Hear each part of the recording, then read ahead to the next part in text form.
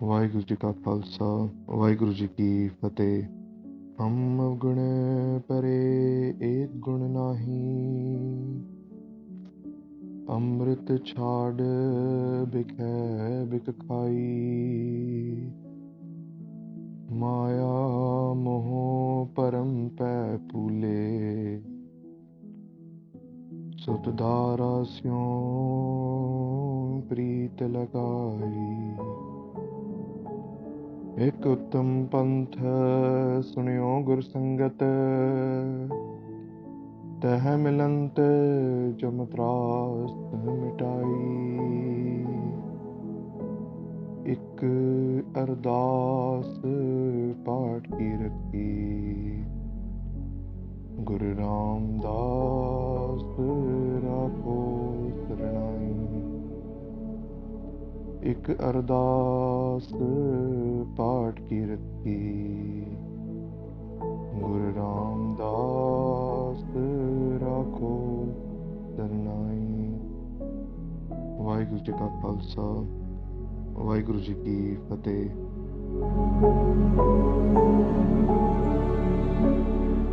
आज के सेशन में हम देखेंगे कि गुरु नानक देव जी पातशाह का विवाह कैसे हुआ, शादी कैसे हुई। अभी जैसे हमने पिछली बार विचारा था कि 1 साल बाद जो तारीख थी वो तय की गई थी, तो वो दिन आ चुका था कि जब वो शादी की तारीख जो तय करनी थी। तो जो मूलचंद जी हैं, जो गुरु नानक देव जी की जिनसे शादी होने वाली है, माता सुलखनी जी, उनके जो पिताजी हैं मूलचंद जी हैं, उनका नाम बटाला से है वो। तो उस समय की रिवायत अनुसार, उस समय की रीति रिवाज के अनुसार वो पंडित को बुलाते हैं और जैसे एक बहुत सारे फैक्टर्स कंसीडर करके जो उनकी परंपरा के अनुसार जो डेट है वो फिक्स की जाती है सुदी 7 की, और हाड़ का वो महीना होता है। तो संगत जी ये एक तरीका था देखने का। सो संगत जी ये हाड़ का महीना जो है ये पंजाबी कैलेंडर के हिसाब से है, और सुदी जो है वो मून के जो पोजीशन होती है उसके हिसाब से होता है। मतलब कि इट्स लाइक जो न्यू मून से लेके जो चंद्रमा जो है, जब पूरा चंद्रमा से जब चांद सबसे छोटे रूप में आता है, और छोटे रूप से जब पूर्णमासी के दिन जो चंद्रमा के रूप में आता था, तो उस हिसाब से जो मंथ थे वो पुराने समय में डिसाइड किए जाते थे। तो इसी तरीके से जो सुदी 7 है वो शादी की डेट तय की गई थी। और फिर जो न्योता है, जो इनविटेशन है, वो सुल्तानपुर की तरफ छप के वो जो न्यूज़ है कि ये जो शादी की डेट है ये तय कर चुके हैं, तो उसकी जो न्यूज़ है वो सुल्तानपुर पहुंचती है। बेबे नानकी जी और जयराम जी इतने खुश होते हैं ये खबर सुन के कि वो तभी से जो है उनकी खुशी समा नहीं रही, इतनी ज़्यादा खुशी हो रही है, और उन्होंने तभी से ही जो प्रिपरेशन है वो शुरू कर दी है। जैसे उस समय के अनुसार, जैसे आजकल भी घर में जब शादी होती है तो बहुत डेकोरेशन की जाती है, लाइटिंग की जाती है घर पे, तो वैसे ही उस समय के अनुसार जैसे घर पे वो जो पत्ते लगाए जाते हैं, फूल लगाए जाते हैं, घर को सजाया जाता है, तो वो जो सजावट है वो शुरू हो चुकी है।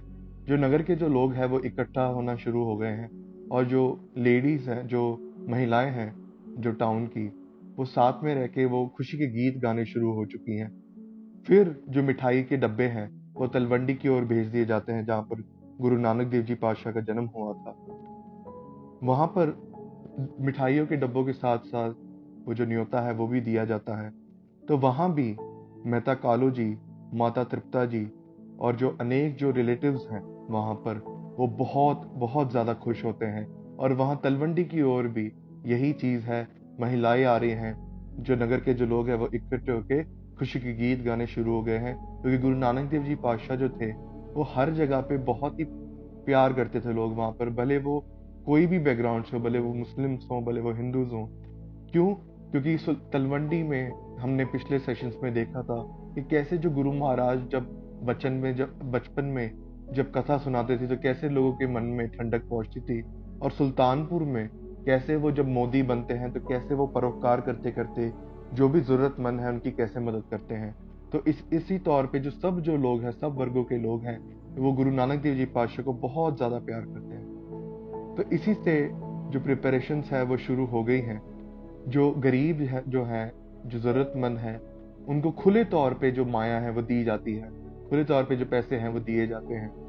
कोई कंजूसी या कोई तरह के से हिचकिचाहट नहीं की जाती उस चीज में, उस पुण्य वाले काम में। अभी मेहता कालू जी राय बुलार जी के पास जाते हैं। राय बुलार जी तलवंडी नगर के राजा हैं और मेहता कालू जी गुरु महाराज के पिताजी हैं।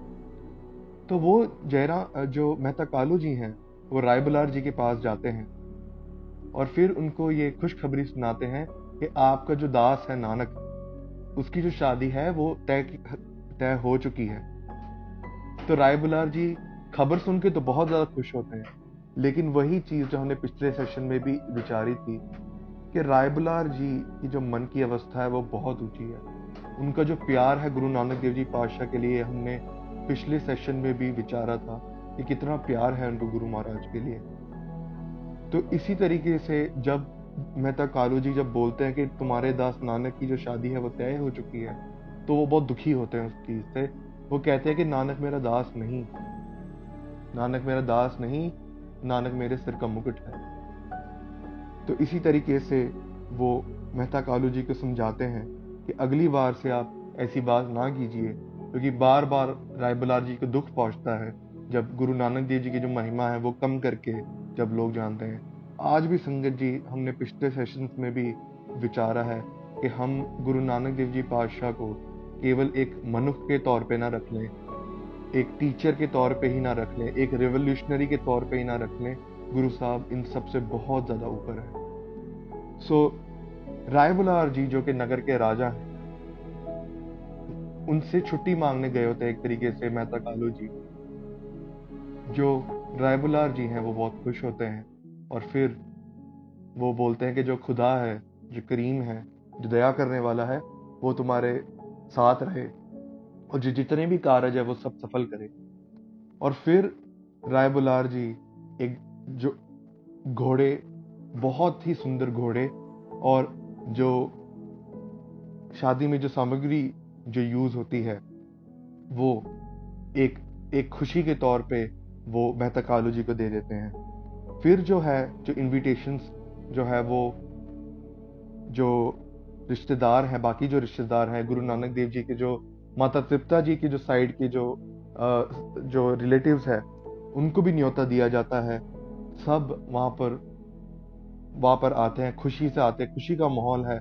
तो बहुत ज्यादा सुंदर कपड़े पहने हुए हैं, ज्वेलरी पहनी हुई है, और जो अब जो भी रिश्तेदार तलवंडी में इकट्ठे हुए हैं वो सुल्तानपुर की ओर रवाना होना शुरू कर देते हैं। अभी जो सुल्तानपुर तक का जो सफर है वो हम थोड़ा विचारेंगे कि जब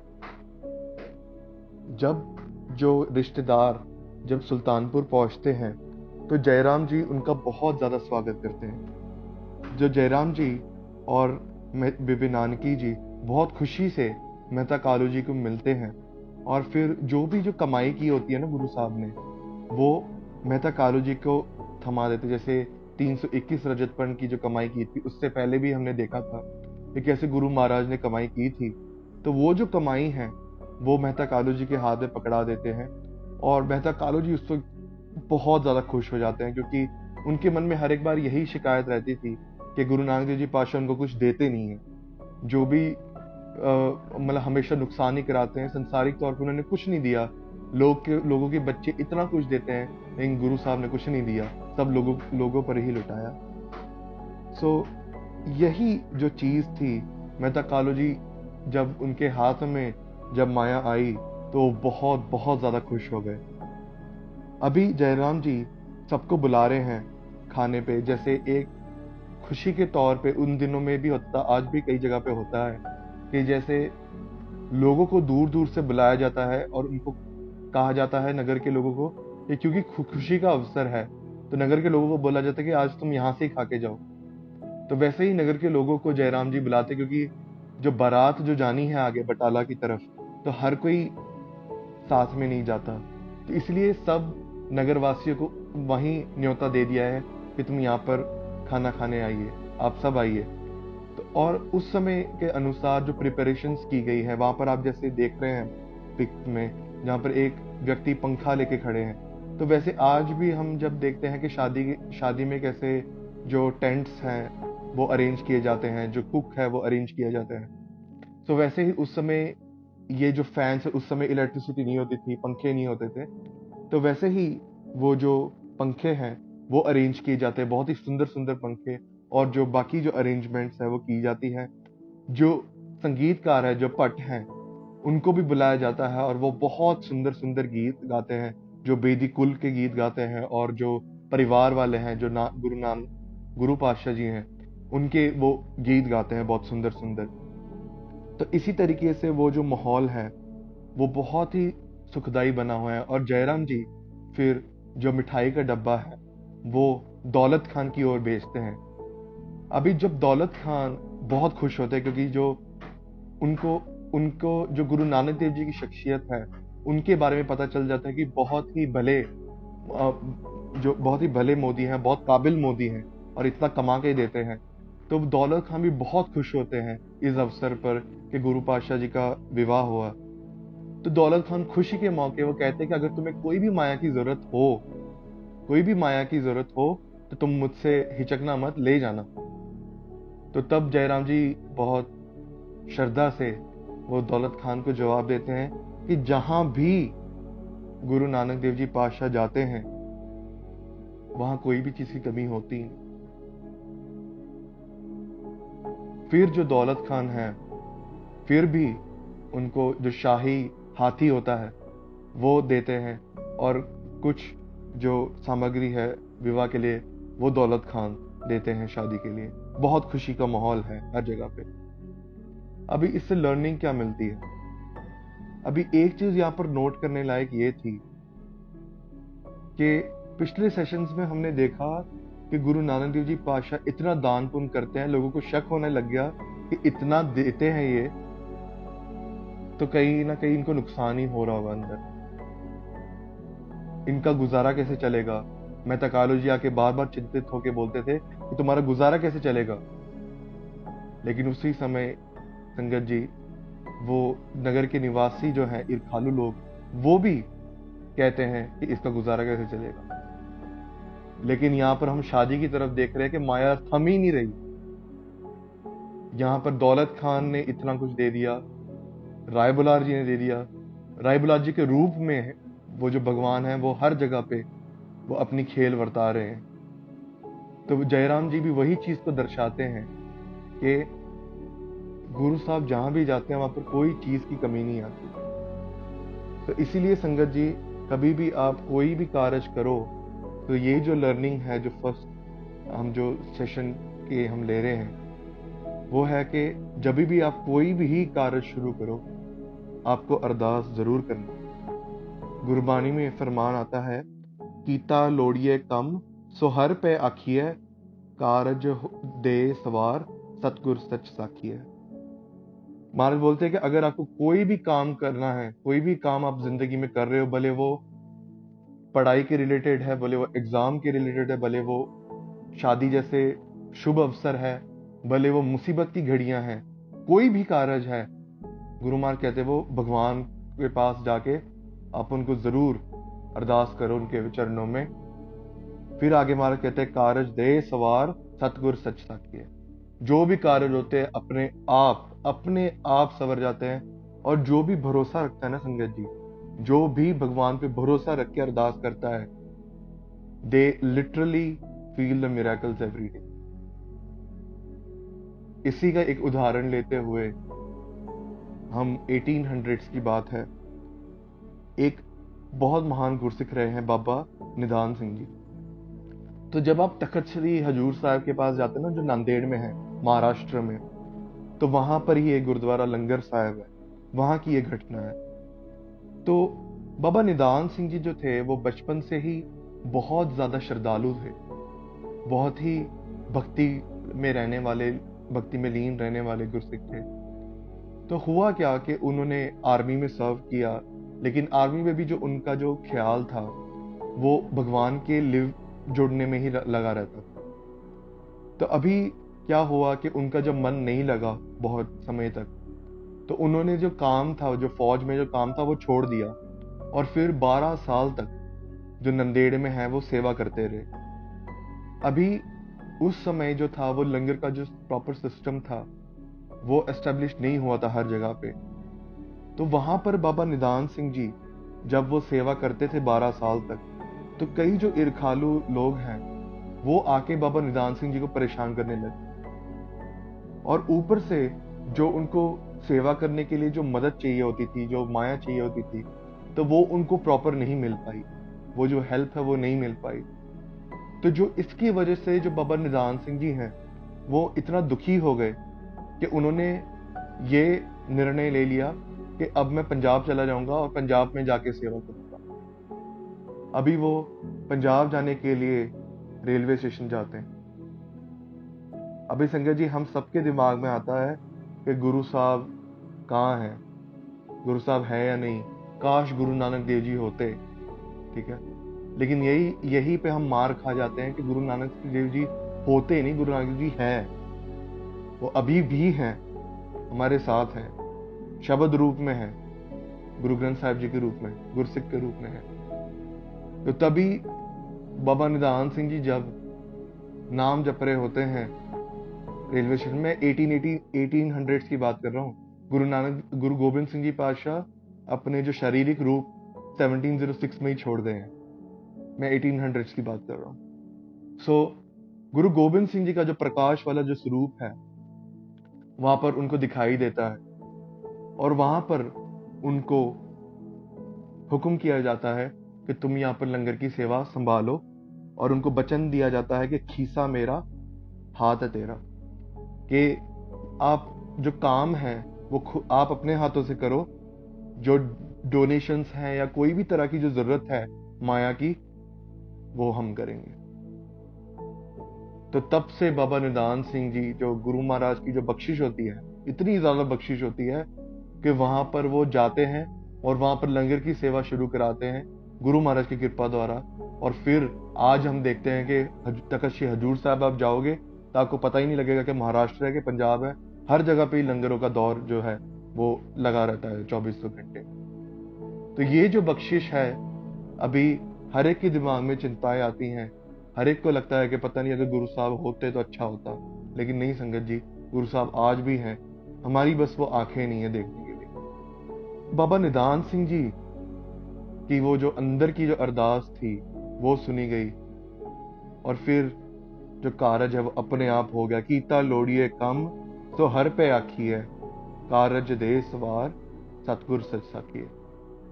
दूसरी बात यहाँ पर देखने लायक है, पिछली बारी भी सेशन में पूछा गया था Q&A में, कि जो ब्लैक मैजिक है उसका क्या, जो ऐसे जो शगन अपशगन कई लोग बोलते हैं नजर लग जाएगी, वो सब क्या।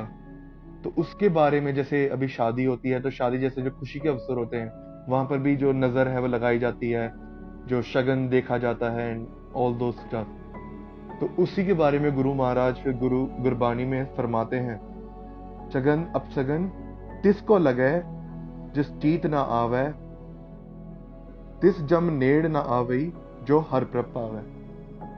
गुरु महाराज कहते हैं कि जो शगन अपशगन है ना, ये किसको लगती है, ये किसको इसकी चिंता करनी चाहिए, जिसके मन में भगवान का नाम नहीं बसता। अभी संगत जी, कितने लोग यहाँ पर हैं जो अभी जॉब्स पे भी जाते हैं तो रास्ते में भी भगवान का नाम जपते हुए जाएं, नहीं होता कभी, बातें ही चलती है मोस्टली, या गीत लगाए जाते हैं कार में, है ना। कितने लोग हैं जो एक भी बार भगवान का नाम लाते होंगे अपने दिमाग में। तो जो जिसके मन में भी भगवान का नाम अंदर नहीं बसा, तो उसके लिए ये सब जो चीजें हैं वो मैटर करते हैं। लेकिन वो भगवान का नाम जपता है, उनका क्या। तो गुरु महाराज फिर अगली पंक्ति में जवाब देते हैं कि तिस जम नेड़ ना आवई जो हर प्रभाव है। अगर आप नाम जपते जपते आप भगवान के जब प्यारे हो जाते हो ना, तो जम भी आपके पास में नहीं आता। जम मतलब जो अब हम यमराज जिसको बोलते हैं, जो मौत के समय जो हमारे सिर से खींच के हुए हमें लेके जाता है ना, और फिर हिसाब किताब जो किया जाता है, वो यमराज भी हमें हाथ नहीं लगा सकता उन जीवों पे जो भगवान का नाम जपते हैं। तो इसी शिक्षा को हमें धारण करना है। गुरु गोबिंद सिंह जी पातशाह का भी ये हुक्मनामा है, जो 52 हुक्म्स है गुरु महाराज के, तो उसमें भी एक हुक्म ये है कि आप कोई भी कार्य जब शुरू करो तो वो अरदास करके ही शुरू करो। इसीलिए हम कोई भी कार्य जब शुरू करते हैं, छोटे से छोटा कार्य भी, तो हम अरदास करके ही शुरू करें, और फिर आप देखना कि कैसे वो काम अपने आप संवर जाते हैं। अभी जो बारात है वो बटाला की ओर जा रही है। जो गुरु साहब हैं वो घोड़े पे सवार हैं, और उन दिनों में भी ऐसा होता था कि जो एक बहुत स्पेशल व्यक्ति होते थे, नॉर्मली राजा जो होते थे, उनको एक जन पंखा दे रहे होते थे। तो वैसे ही ये एक स्पेशल ओकेजन था, आजकल नहीं होता, लेकिन उन जमानों में ऐसा होता था कि जो स्पेशल इंसान है उनको आज भी जो फैन किया जाता है, जैसे चौर साहब आपने देखा होगा गुरुद्वारे में किया जाता है, वो चौर आज तक चलता है और चलता रहेगा। लेकिन वो जो बाकी जो रिवायत थी वो आज नहीं रही। लेकिन उस समय जो बारात में जो गुरु साहब हैं वो घोड़े पे सवार है, उनको और उनके पीछे एक जो व्यक्ति है वो गुरु साहब को पंखा दे रहे हैं, और साथ में मेहता कालू जी जो हैं वो बहुत शान और शौकत से हाथी पे सवार हैं। अभी यहाँ पर आप इमेजिन करो, हम थोड़ा सा साखी की तरफ भी जाएं और श्रद्धा से देखिए, कोई एक तरीके से हम देखें तो किसी व्यक्ति की शादी नहीं हो रही, गुरु नानक देव जी पातशाह की शादी हो रही है। तो हम भी खुशी मनाएं उस दौर पे कि एक तरफ तो बहुत ही सुंदर सुंदर घोड़े जा रहे हैं जिनके पैरों में एक छनछनाहट जैसे जो होता है, जब चलते हैं तो तब छनछनाहट की आवाज आती है, तो वैसे उनके पैरों में बांधे हुए हैं घोड़ों के, और बहुत ही सजाया हुआ है घोड़ों को। हाथी हैं, जो ऊंट हैं, और जो बारात में जो है वो नगाड़े भी बजाए जा रहे हैं। जैसे आजकल जो बारात में जो बैंड जो बजाने आते हैं, म्यूजिशियंस आते हैं, तो उस समय के अनुसार वो नगाड़े बजाए जाते थे कि बारात आ रही है यहाँ से। तो वहां पर जहां से भी वो बारात जो गुजर रही है, तो सबके दिमाग में एक ही सवाल है कि भाई ये किसकी बारात जा रही है। इतनी शान और शौकत से वो जो बारात है वो जाती है नगरों के थ्रू। फिर वहां पर जो नदी है वो पार की जाती है। फिर वहां पर एक दिन के लिए खडूर साहब भी रुका जाता है। हम ये पॉइंट क्यों कंसिडरेबल है, क्योंकि जो खडूर साहब है वो गुरु अंगद देव जी जो दूसरे गुरु साहब हैं, जो सेकंड नंबर पे गुरु नानक देव जी के बाद जो गुरु बनते हैं, उन्होंने जो नगर बसाया था वो है खडूर साहब। तो जब शादी के समय बारात जो है खडूर साहब भी रुकती है एक दिन के लिए, और वहां से फिर खडूर साहब से जो बारात है वो बटाले की ओर पहुंचती है। अभी दूसरी तरफ जो मूलचंद खत्री हैं, वो जो सरपंच के पास जाते हैं, उनका नाम होता है हिता, और उनके बेटे का नाम होता है अजीता। तो अजीता संगत जी, अजीता नाम क्यों याद रखने लायक है, क्योंकि इनका जो वर्णन है वो भाई गुरदास जी की वारों में भी आता है कि कैसे गुरु नानक देव जी ने अजीता को भी तारा था, मतलब इस जगत से उनको कैसे गुरु महाराज ने कृपा की थी उनपे। तो अजीत रंधावा वही वाले हैं, वही सरपंच के बेटे हैं जो बाद में बटाला को संभालते हैं। तो वो जो मूलचंद जी हैं वो सरपंच के पास जाते हैं, जो मेन हेड है, इनफैक्ट वो बहुत ऊंची पोजीशन में है, और उनके पास जाके वो कहते हैं कि जो बारात है, उस समय जो एक इंसान को भेज दिया था मेहता कालू जी ने कि बारात आने वाली है, एक तरीके पे ये मैसेज देने के लिए। तो जैसे ही वो मैसेज पहुंचता है मूलचंद जी के पास, तो वहां पे फिर जो तैयारियां शुरू करने के लिए मूलचंद जी जाते हैं चौधरी के पास, और वहां पर उनको बोला जाता है कि आप आओ तो हमारा जो एक तरीके से जो स्वागत है वो हम कर पाएंगे। तो जो चौधरी जो होते हैं उनकी जो उम्र है वो बहुत बुजुर्ग हो चुकी होती है, तो वो कहते हैं कि मैं तो नहीं जा पाऊंगा, तुम मेरे बेटे को ले जाओ। और वहां पर वो फिर हिदायत भी देते हैं कि आप ना ज्यादा गुस्सा मत होना, क्योंकि मूलचंद जी का जो स्वभाव है वो थोड़ा गुस्से वाला होता है।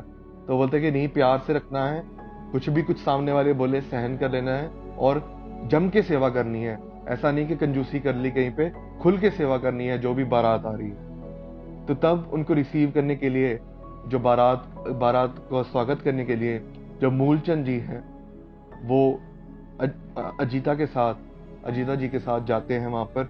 मूलचंद जी और मेहता कालू जी बहुत खुशी से मिलते हैं और फिर जो बारात है वो नगर के अंदर से जाते हुए मूलचंद जी के घर पहुंचती है और चारों तरफ बहुत ही ज्यादा खुशी का माहौल है। वहां पर खुशी के गीत गाए जा रहे हैं, जो वहां पर जो महिलाएं हैं जो वो गीत गा रही हैं, वहां पर जो भट्ट हैं, जो वहां पर म्यूजिशियंस हैं, वहां पर प्रेजेस गा रहे हैं। कई जो रिलेटिव्स हैं वो आप जानते ही हैं, जब शादी का जो मौका होता है तभी सब जो रिश्तेदार हैं उनको मौका मिलता है इकट्ठा होने का। तो वहां पर इकट्ठे हुए हैं, सब हंसी मजाक कर रहे हैं, तो बहुत ही खुशी का माहौल है। तो इसी माहौल में आगे जो है वो दिन आता है जब गुरु नानक देव जी पातशाह का विवाह होता है। लेकिन अभी जब गुरु नानक देव जी पातशाह को जब बुलाया जाता है शादी के लिए, तो उनको जब जो पंडित हैं वो जब बोलते हैं कि आपको इस अग्नि के अराउंड आपको फेरे लेने हैं, तो गुरु महाराज वहां पर मना कर देते हैं। ये सुनते ही जो वहां के जो पंडित होते हैं, पंडित हरदयाल जी नहीं, पंडित हरदयाल जी के मन में जो श्रद्धा है वो पहले से ही है, लेकिन जो बाकी जो पंडित होते हैं और वहां पर जो मूलचंद जी के जो रिश्तेदार हैं और बाकी जो रिश्तेदार होते हैं वो थोड़ा चिढ़ जाते हैं कि ये जो परंपरा जो चलती आ रही है ये एक नई रिवायत क्यों शुरू हो रही है।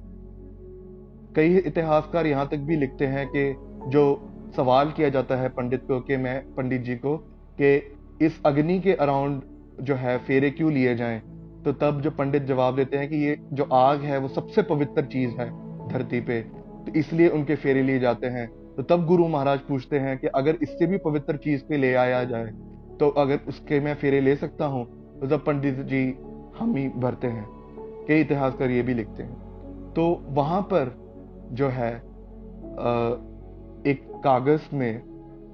कागज में गुरु महाराज एक ओंकार लिखते हैं, सिंबल जो है आपने नॉर्मली जो जपजी साहब पढ़ते हैं या गुरु ग्रंथ साहब जी जो है, गुरु ग्रंथ साहब जी का जो स्वरूप है वो एक ओंकार से ही शुरू होता है। तो वो एक ओंकार गुरु महाराज कागज पे लिखते हैं और उसको एक स्टूल पे रख के फिर उसके फेरे लिए जाते हैं। अभी जब उसके फेरे लिए जाते हैं, क्योंकि कई लोगों के सवाल होते हैं, कई लोग पूछते हैं कि जो गुरु मर्यादा है कि गुरु ग्रंथ साहिब जी के जो शब्द रूप हैं उनके अराउंड लोग जो फेरे लेने की जो परंपरा है वो कहाँ से शुरू हुई। तो इसी का उत्तर यह है कि ये गुरु नानक देव जी से ही शुरू हो गई थी। तो एक ओंकार जो है कागज पे एक स्टूल पे रख के उनके फेरे लिए जाते हैं और जो बाकी के जो पंडित हैं, जो वहां पर जो रिश्तेदार हैं, कुछ रिश्तेदार जो हैं वो गुस्सा हो जाते हैं इस चीज को लेके, लेकिन कोई वहां पर कुछ बोलता नहीं। और फिर क्योंकि जो शादी होती है वो सुबह हुई होती है, अमृत वेले हुई होती है, तो इसलिए क्या होता है कि शादी के बाद सब फिर जाके विश्राम करना शुरू कर देते हैं। अभी विश्राम करने के बाद गुरु महाराज वहां पर विश्राम नहीं करते, गुरु महाराज उस प्रभु की जो बंदगी है वो करते हैं। और जैसे ही सब उठते हैं तब दान पुण्य का समय आता है, तो तब वहां पर जो रिचुअल के अनुसार जो दान पुण्य सिर्फ जो पंडित होते हैं उनको ही करना होता है, लेकिन गुरु महाराज जो है खुला दान करते हैं वहां पर सबको। वहां पर जो भी है, पंडित है, जरूरतमंद है, गुरु महाराज सबको जो है वो दान पुण्य करते हैं गुरु महाराज वहां पर। तो इसी को देखते हुए जो कई जो जरूरतमंद हैं आसपास के नगर से भी वो भी आते हैं और वो भी उनके मन में भी यही एक खुशी होती है कि जो गुरु नानक देव जी पातशाह हैं, जो माता सुलक्ष्मी जी का जिनके घर पे रिश्ता हुआ है, मूलचंद यानी जो मूलचंद जी हैं, उनका जो घर पे एक बहुत ही भले जीव, तो इसी तौर पे जो जरूरतमंद है वो आते हैं, उनको खुला दान दिया जाता है। तो उस समय के अनुसार जो है वो रीत चलती है और फिर आगे चलते हुए जो है वही हंसी मजाक होता है। और फिर 3 दिन के बाद जो है वो बारात, वो जो बाकी के जो नगरवासी हैं वो सब वापस चले जाते हैं। इसी में एक घटना आती है जहाँ पर आज गुरुद्वारा कंध साहिब स्थित है, वहाँ पर उसकी 2 स्टोरीज मानी जाती हैं। लेकिन ये जो घटना है, ये गुरु महाराज के जो शादी है उसी के समय की है ये घटना। होता क्या है संगत जी कि वहाँ पर एक कच्ची दीवार होती है और एक तरफ जो जो साखी है वो इस तरीके से है, क्योंकि गुरु महाराज ने जो एक नई रिवायत चलाई कि वो जो शब्द रूप है अ, उसके उसके फेरे लिए, रादर देन कि जो नॉर्मल जो रिवायत चलती आ रही थी। तो इससे जो गुस्सा होके जो जो पंडित जो थे, उनके मन में एक क्रोध की भावना थी, ईर्ष्या की भावना थी। तो वो क्या करते हैं कि वहां पर एक कंध होती, कंध मीन्स अ वॉल, तो वो बहुत कच्ची होती है। लोगों को पता है कि वो बहुत कच्ची दीवार है, कभी भी गिर सकती है। तो वो जो कंध है वो गुरु नानक देव जी पातशाह पे गिराने की कोशिश की जाती है, ताकि गुरु महाराज जख्मी हो जाएं और आगे का जो जो भी खुशी का जो माहौल है उसको वो बिगड़ जाए। लेकिन होता क्या है कि वो कंध गिरती ही नहीं। जब उनको बोलते हैं गुरु नानक देव जी पातशाह को कि ऐसे ये दीवार गिराने की कोशिश हो रही है, तो गुरु महाराज कहते हैं ये कच्ची दीवार नहीं है, ये जो दीवार है वो हमेशा के लिए रहेगी। और दूसरी तरफ एक एक जो साखी ये सुनाई जाती है कि जो महिलाएं हैं वो थोड़ा मस्ती करने, एक मजाक के तौर पे वो गुरु महाराज का जो पलंग है वो दीवार के पास रख देते हैं, ताकि गुरु महाराज जब वहां पर बैठे तो वो जो कंध है वो गिर जाए और वो एक मजाक की तरीके से हो जाए। तो तब एक बुजुर्ग माई आती है और गुरु महाराज को गुरु महाराज को बोलती है कि ये जो कंध है वो कच्ची है, गिरने वाली है। तो गुरु महाराज कहते हैं कि नहीं, ये जो कंध है वो कच्ची नहीं है, ये कंध हमेशा के लिए बनी रहेगी। और ये जो this will be a symbol, एक सिंबल के तौर पे रहेगा कि हाँ, गुरु महाराज का जो विवाह था वो यहाँ पर हुआ था। तो वहां पर आज गुरुद्वारा कंध साहिब वहां पर मौजूद है आज तक। कि वो जो कंध थी, लोगों के हिसाब से वो कच्ची थी, लेकिन गुरु महाराज की जब कृपा हुई तो वो जो कंध है वो आज तक नहीं गिरी। आज भी वो, तो आज तक जहां पर गुरु ग्रंथ साहिब जी का प्रकाश जब होता है गुरुद्वारा कंध साहिब में, तो आज भी वो कंध मौजूद है वहां पर। तो इसी तरीके से हमारी जिंदगी में कई बार क्या होता है कि हम डिप्रेस्ड क्यों होते हैं। हम डिप्रेशन में इसके लिए जाते हैं क्योंकि हमने जो आस रखी होती है ना, जो होप्स रखी होती हैं, वो उन पे रखी होती है जो खुद गिरने वाले होते हैं। कई बार संगत जी, हम जब श्रद्धा की बात करते हैं ना, इसलिए पिछले सेशंस में भी जब हम फेथ की बात की थी तब हमने ये ऐड किया था कि फेथ उन पे ही रखना है जो अंधे ना हो। अंधा विश्वास उन पे ही रखना है जो अंधे ना हो। तो इसी पे कई लोग मार खा जाते हैं और हम उन जीवों पे, उन जो पखंडी जो होते हैं बाबे, या जो रिश्तेदार हैं, उन पे हम जो है आसरा लेते हैं उनका। और जब वो गिरते हैं तो वो आस ही नहीं टूटती, हम भी टूट जाते। तो इसी तरीके से, क्योंकि हम एक दीवार की एनालॉजी लें कि एक तरफ एक कच्ची दीवार है, अगर आप उसका सपोर्ट लोगे तो वो गिरेगी ही गिरेगी। लेकिन जब आप गुरु महाराज का आसरा लोगे, उस प्रभु का जब आसरा लोगे, तो वो जो दीवार है वो सदीवी तौर के लिए बनी रहेगी। गुरु महाराज जहां पर एक गुरबाणी आती है, वाट ना पावो वीगा जाओ, दरगह बैसन नाही थाओ, मन का अंधला माया का बंद, खीन खराब होवे नित कंध, खान जीवन की बहुती आस, लेखे तेरे सास गिरास। गुरु महाराज कहते हैं, यहाँ पर एक बेनती का एक शब्द है, एक भगवान को एक बेनती की है कि मैंने कभी भी आपका जो राह है वो कभी फॉलो नहीं किया, कभी भी जो मुझे भगवान की दरगाह नहीं मिल सकती। मतलब कि मैं एक जीव के तौर पे हमेशा माया में ही डूबा रहा। गुरु महाराज कहते हैं, मन का अंधला माया का बंद, जो माया का जो बंद है उसमें ही मैं उलझा रहा। खीन खराब होवे नित कंध, ये जो मेरे जो शरीर रूपी जो कंध है, जो दीवार है, वो टूटती जा रही है और ये एक दिन मिट्टी में मिल जाएगी। खान जीवन की बहुत ही आस, ये जो आस हमें बनी रहती है, हमें जो खाने पीने में ही हमारा ध्यान बना रहता है, हम उससे बाहर नहीं जाते। लिखे तेरे सास गिरास। गुरु महाराज कहते हैं कि ये जो सांस रूपी जो खाना है वो निकलता जा रहा है।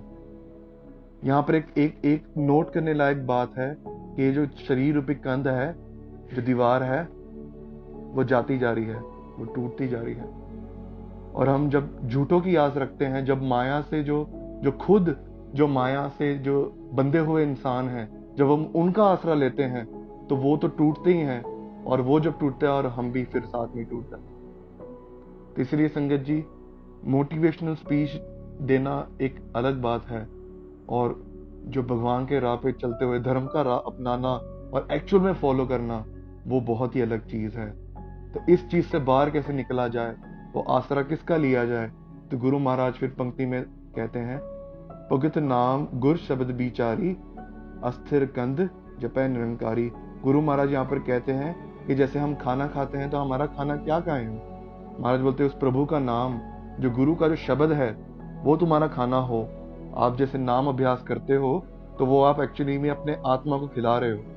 तो महाराज कहते हैं जब आप शब्द के रूप में, जब आप भगवान का जब नाम जपते हो, सिमरन करते हो, तो उससे क्या होता है? अस्थिर कंध जपै निरंकारी।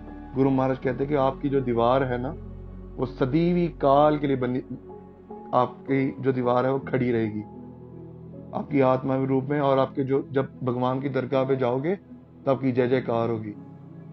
जैसे कि वो गुरुद्वारा कंध साहब में आज तक कंध टिकी हुई है ना, वैसे ही हमारी जो आत्मा रूपी जो कंध है, जो शरीर रूपी कंध है, गुरु महाराज हमारी पथ यहाँ भी रखेंगे और परलोक में भी हमारे जो कंध है वो सही सलामत रहेगी। तो इतनी अब बेनतियां परवान करनी जी। वाहिगुरु जी का खालसा, वाहिगुरु जी की फतेह।